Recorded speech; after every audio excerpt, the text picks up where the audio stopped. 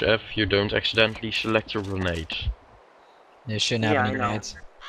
Alright, good to go. I want everyone to acquire a target, standing, fire off a burst with your machine guns. Ready, go!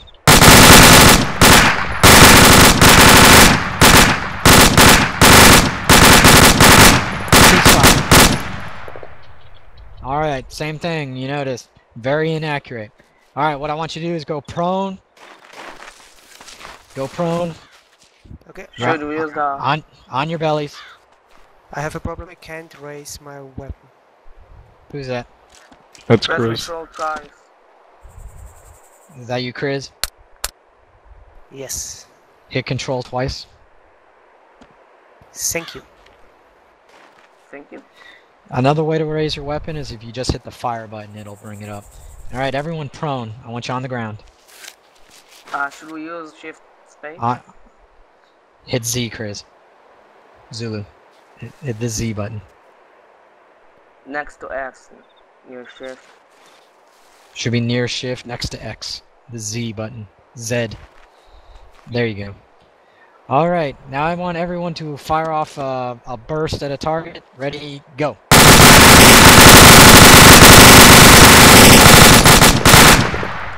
Alright, as we said before, getting prone is very, very accurate. But even still, with one of these ARs, it's still pretty inaccurate. What I want everyone to do now is you're going to hit Shift Spacebar, and you should see Weapon Deployed. Alright, now I want you to reacquire your targets and fire off a few bursts again. Go.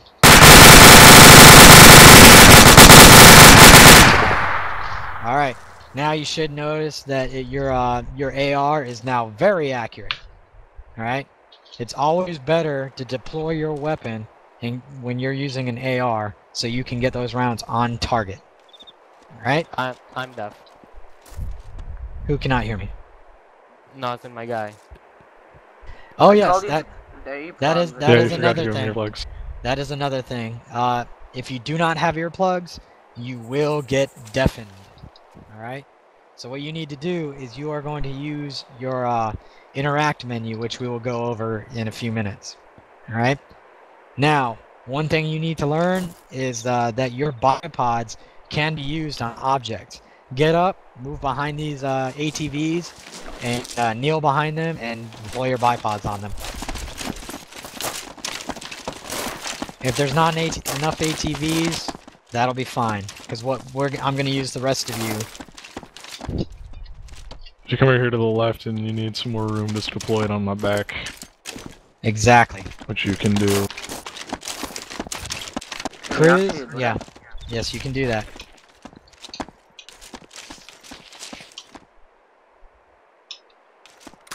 Yeah, that's another thing to keep in idea.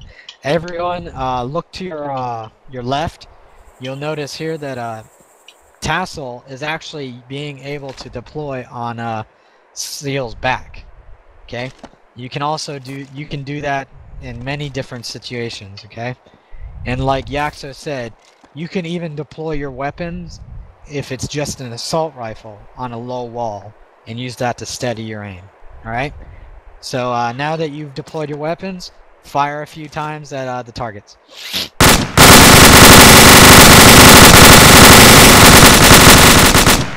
Alright, as y'all should notice, deploying your weapon, whether it's on a low wall, on the ground, or your buddy who's kneeling over, will definitely give you a step up in engaging your targets.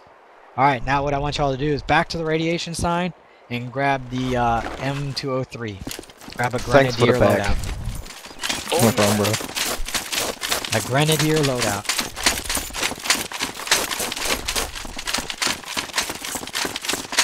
I'm gonna enjoy that.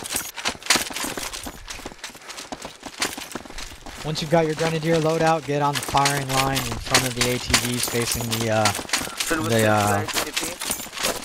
not yet. Get on the firing line you're on when you're firing your ARs. Again, face towards the targets.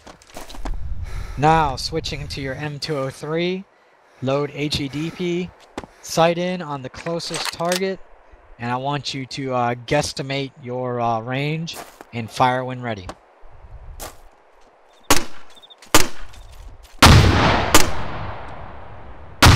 Yay, I'm accurate. Ceasefire. Alright, I noticed a lot of you have got pretty close to hitting them. Alright, so what I'm going to do right now is range it for you.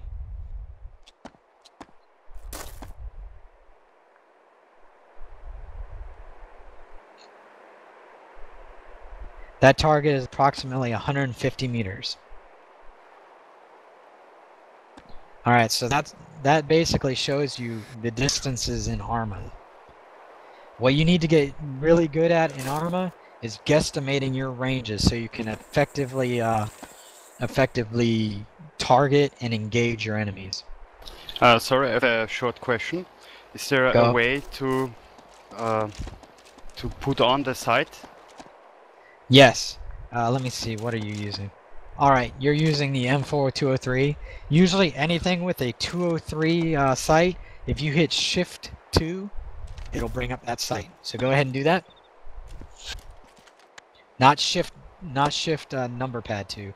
Shift thank 2 you at the very top. much. Alright, now that you all have your yeah, shift and number row 2. The one above the W key. Yeah, sir. Alright, now to change the range of your 203 is going to be the up and down arrow. Alright? When you hit that, you should notice your range going up or down depending on which you hit. Alright? Who's not seeing that? Good, excellent. Now, that will allow you to effectively engage your targets. What you always want to do is use the forward sight post on your weapon, put the target there, set your range, and then fire your weapon. Alright? So since we know it's already 150 meters, no, that'll just take too long. Alright? Alright? So sight it on your target, set the range for about 150 meters. Alright? If you can only do between 1 and 200, it's usually good to set it far and aim down, aim low. Alright? And then guesstimate from there. Alright? Now go ahead and set your weapon for what range you think it needs to be, and then fire at will.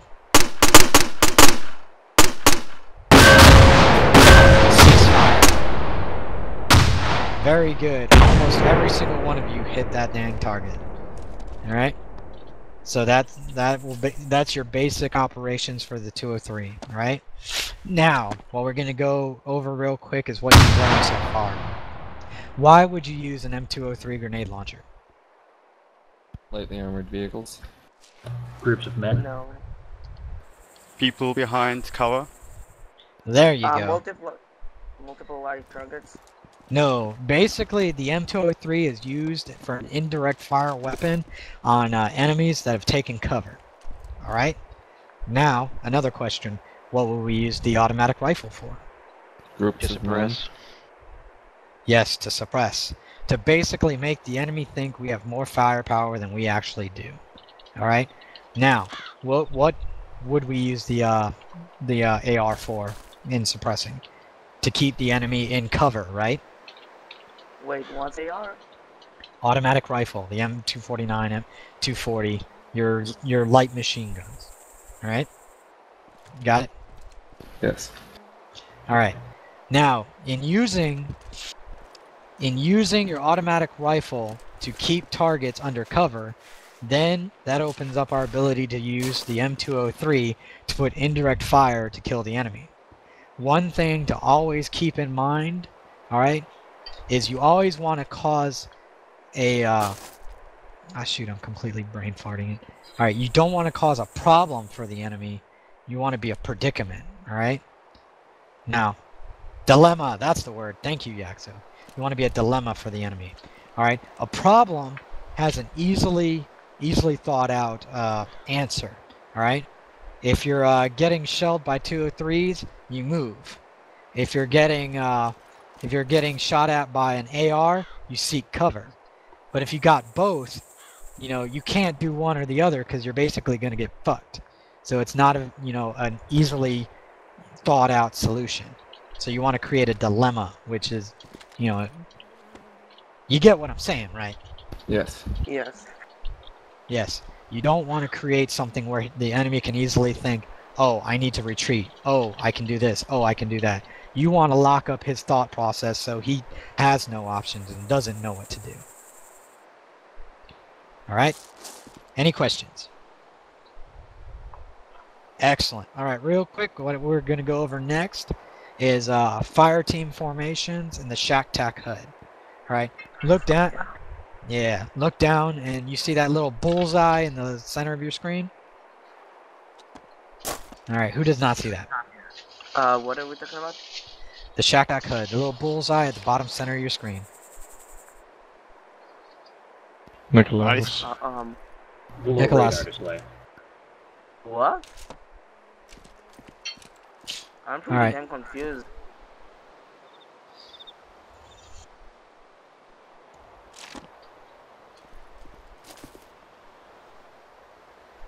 Yeah. All right. Who does not have that little bullseye down at the bottom that lists their teammates? Ah, now I get it. Yeah, down there at the bottom center of your screen, there's a little bullseye that's got a bunch of green, white, and red dots in it. Who does not have that? All right, I don't see any hands, so I'm assuming you all see it. Okay? All see what? The little bullseye at the bottom center of your screen. Oh, I see that. All right, that's called the shack tack HUD. What that does is allows you to basically to have your peripheral vision. In real life, when you're trying to maintain a proper formation, you'd have peripheral vision that you would use to maintain your position, right? Since you don't have that in the game, the HUD gives it to you, all right? What it does is shows you who's close to you and their distance and everything else, all right? That center circle is a good 5 meters from you. Basically, if you've got anyone in that center circle, more than likely if a grenade lands next to you, y'all are going to die. That further circle is 15 meters, all right? That's a good amount of space you want to keep between yourself and the next person. And then the 35 is the outer circle, all right? Now, what you want to use this is for your formations. What we are going to do is you're going to move to the rear, and we are going to show you what your fire team formations are. All right? A fire team is the smallest group of individuals that can effectively assault an enemy position. All right? Who does not understand that?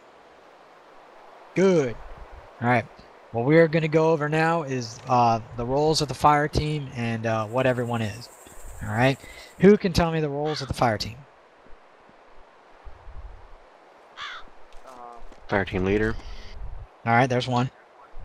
Machine Grenadier. gun. Automatic rifleman. Automatic rifleman, there's two. And rifleman Grenadier. AT. Grenadier, there's three. And what's the last one? Automatic. AT. The No, rifleman not with AT. a AT. Automatic. The Automatic. right- Oh, that's the- bad. All right. Simple rifleman. Sniper. It's just the rifleman. AT is optional. The rifleman is the bitch of the fire team. He does everything the fire team leader needs him to do. Carry extra ammo, carry AT, carry this, carry that. Basically, the fire team lead, grenadier, and AR are such specialized positions that the fire team takes care of anything else that they cannot take care of. Is that understood? All right. Next, you got the AR, your automatic rifleman. All he deals with is your automatic rifle and the ammo he carries with it. Okay? The grenadier obviously carries a grenade launcher and associated ammo. And your fire team leader, depending on, what branch you're working with, will generally just deal with fire team. Or if you're in the Marine Corps, we'll have a 203 grenadier himself. Yeah. Or what Yaxo said, sometimes your rifleman will be a DM, designated marksman. But again, that depends on the branch you're in and what you're working with. All right? Unit type. Yes, unit type. There you go. Now, the fire team lead, his job is to carry out the orders of the squad lead. All right? And he follows them to the letter. Everyone else's job is to follow the fire team lead. No ifs, ands, or buts. because any tiny little screw up in following orders can get everyone killed. All right. I normally have an exercise where I'd have y'all. Normally, when y'all go get your weapons, I'd make sure someone screwed up in getting their weapons, so I could illustrate that. But since we play tactically, we follow orders. We don't run off. We don't try and Rambo. And when someone gives us an order, we follow it. All right. All right. Now what we're gonna do is we're gonna go over the formations for the fire team. All right, real quick, I am going to set up a fire team. Hondo, I want you to run and grab a M4 RCO. Gamage, you're going to stick with the 203 and stay as you are. Invelo, you're going to run and grab a 249 saw. Tassel, you are going to go grab a M16 no sights with a AT4.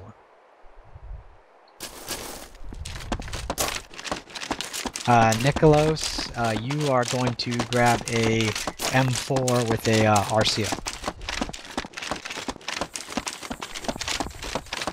Mike, you're going to stay as you are.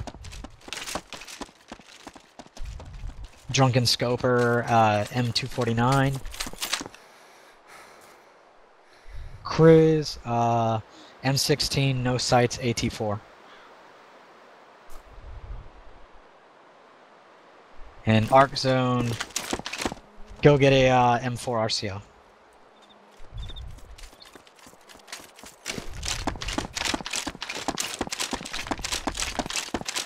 Hello there.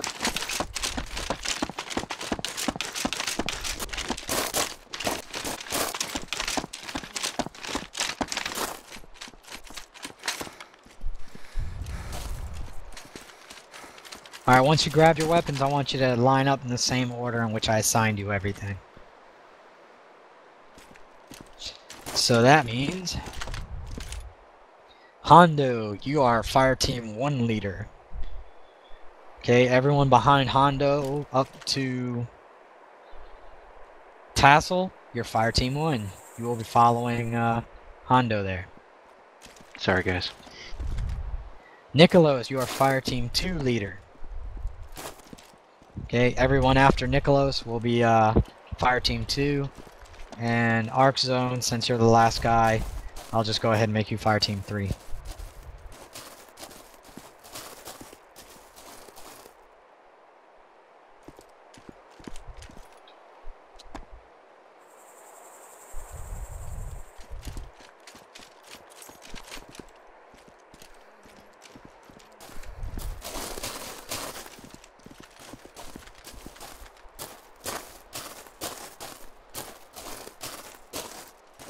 Fucking oxygen.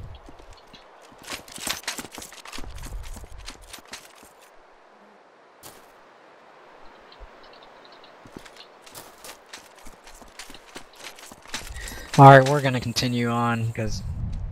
Alright, hurry up, Arc Zone. Get back online. Holy shit. Alright, this is the first class I've had where no one screwed up. The reason I made sure to assign each one of you weapons is because I knew one of you would come back with the wrong one, and none of you did. I am amazed. Good job. Can I have a cookie? Thank you. No, that's at the end. Alright.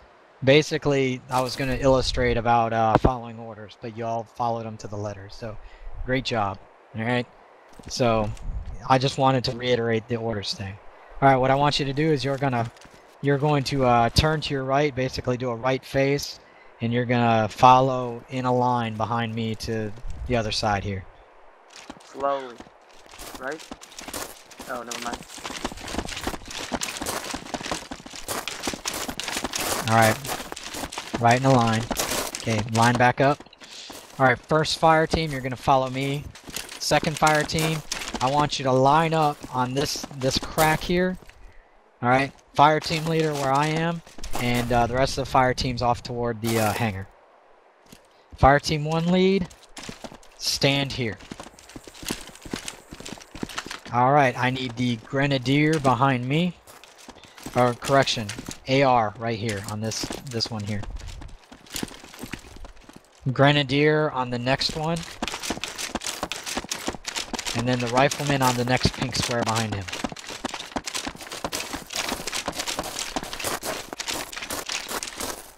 Alright, this is the simplest fire team formation you've got. Everyone face your fire team leader. Fire team leader face towards the control tower. Keep turning, keep turning. There you go. Alright, this is your fire team column. Simple enough. Your ranger file, your line. Alright? This is the simplest and easiest formation to do. It's your standard kindergarten, oh I'm sorry, column. I screwed that up. Alright? It's your standard kindergarten, one behind the other, you know, nut to butt, just line up. Alright? It's the easiest crossing hard terrain because you can keep an eye on each other. And if you noticed, I spaced them out to where it's perfect, to where you'll notice that the AR, your fire team leader is just on the outside of that middle line, and so on and so on and so on. Alright? That's the perfect formation right there for your column. Alright, now what I'm going to do is fire team lead, look to your left. See that gold square? Go run over to it. Grenadier, same thing, look to your left, gold square, run to it. Alright, now turn back the way you're facing. Yep, face north. This here is your staggered column. Okay, fire team 2, keep an eye on this because you're going to be doing it here in a second too. Alright, your staggered column is good when you're going down, say, a road, a trail. You know, it keeps the stability of your first column while giving you some left and right security. Alright, generally the way this is set up, your fire team lead, he would keep a look to the front and left. Your AR would keep a look to your front and right. Your Grenadier would keep an eye out to your left and rear. And your Rifleman would keep an eye out to your right and rear. Alright? Who doesn't get that? Good. Any of you guys in the other fire teams that haven't figured that out? Good. Alright. Now we're going to move up into a much more difficult and harder to maintain formation called the wedge. Fire team leader on me.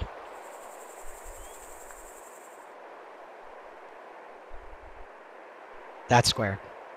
AR on me. That square. Grenadier on me.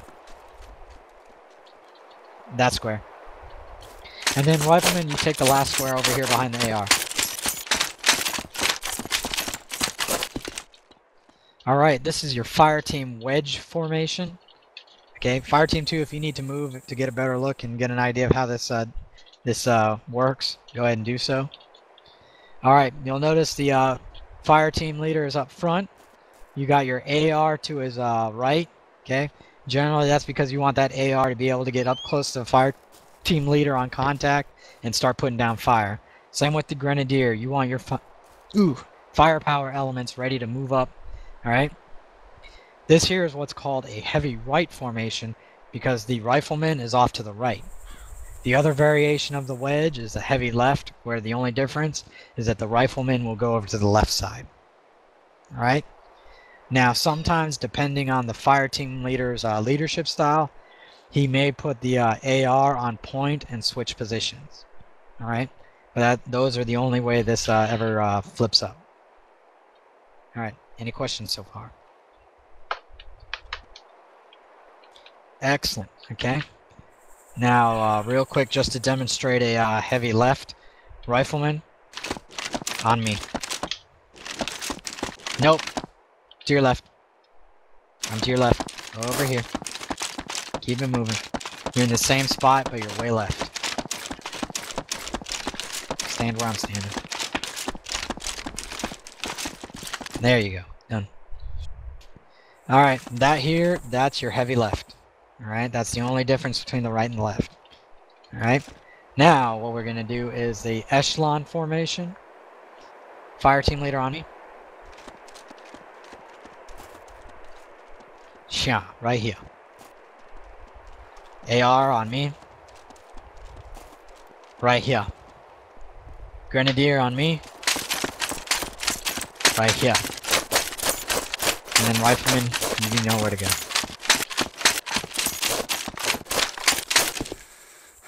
Okay, the one thing I did not explain about the wedge is that it puts most of your firepower to the front, and depending on which, if you're heavy right or heavy left, to the front right or front left.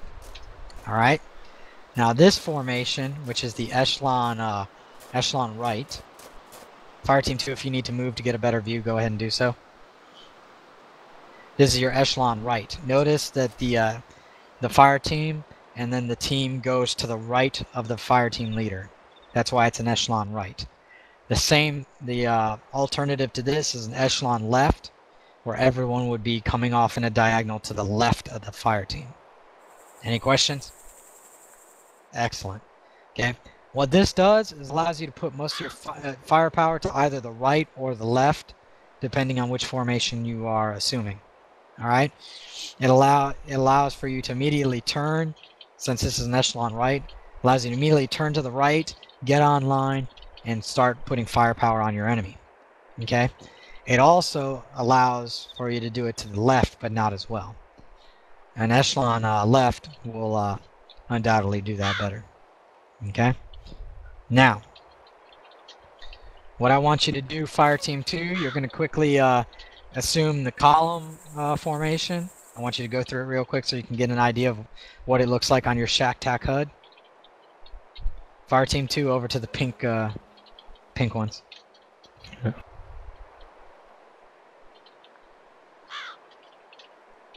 Arc Zone, you're in your own fire team for now. Just observe and see what we need to do. Okay? Okay, good. Then just stay quiet. Alright. Now, Fire Team 2, move into a staggered column. Which means the Fire Team Leader and Grenadier move to your left. Gold spots to your left. Boom! That's your staggered column. See how it looks on your Shack Tac HUD? Alright. Now, move over to your wedge.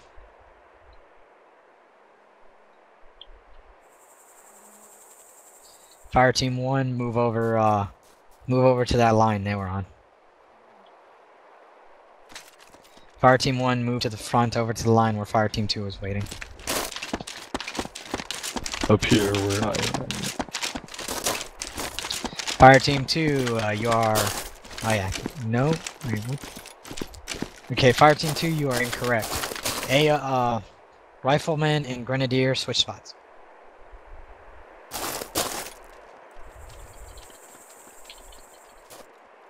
There you go. Alright, you see how that looks on your Shack Tac? Excellent. Alright, Fire Team 1, Hondo, all y'all, move over towards the ATVs where Fire Team 2 is waiting. Alright, Fire Team 2, move back, assume echelon formation. Let's go, move.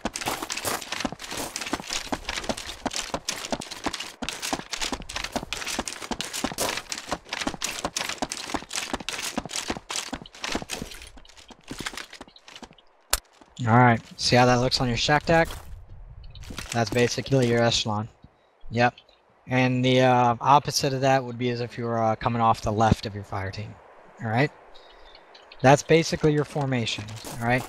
Fire Team 2, move over to the ATVs. Yo.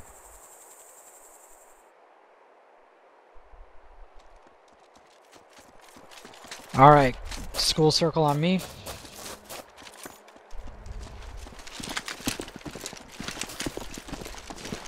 Alright, now that you've seen the basic way these fire teams look on your Shack Tac, we're going to do a quick overview on actions on contact. Now, what is the one thing you do not want to do in the middle of a firefight? Stop firing. Freeze. Well, Stand up. not quite. Alright, say Lose say the Hondo. situation. well, lose. Say Hondo gets shot, right? Do you want to immediately stop firing? No. You want to win the No.